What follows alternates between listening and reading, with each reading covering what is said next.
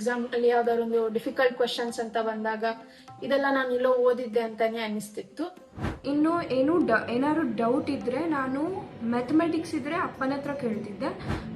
ನನಗೆ ಎಕ್ಸಾಮ್ಸ್ ಚೆನ್ನಾಗಿ ಮಾಡಬೇಕು ಅಂತ ಇಂಟೆನ್ಷನ್ ಇಟ್ಕೊಂಡು ಓದ್ತಾ ಇದ್ದೆ. ರ್ಯಾಂಕ್ ಬರಬೇಕು ಅಂತ target ಇಟ್ಕೊಂಡಿರಲಿಲ್ಲ.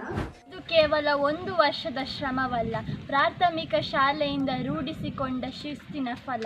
I went to college every day without missing it, which is where half my syllabus and concepts were clear, so I didn't have to attend any tuitions afterwards. ಎಷ್ಟು ಗಂಟೆಗಳು ಓದ್ತಾನೆ ಅದು matter ಆಗೋದಿಲ್ಲ. What matters is that ನಾನು ಎಷ್ಟು ಹೊತ್ತು productive ಆಗಿ efficient ಆಗಿ ಓದ್ತಾನೆ ಅದು ಮ್ಯಾಟರ್ ಆಗ್ತದೆ. ಸೊ ನಾನು ಮೊಬೈಲ್ ನಮ್ಮನ್ನು ಹಿಡಿತದಲ್ಲಿ ಇಡುವುದಲ್ಲ, ನಾವು ಮೊಬೈಲ್ ಅನ್ನು ಹಿಡಿತದಲ್ಲಿ ಇಡಬೇಕು.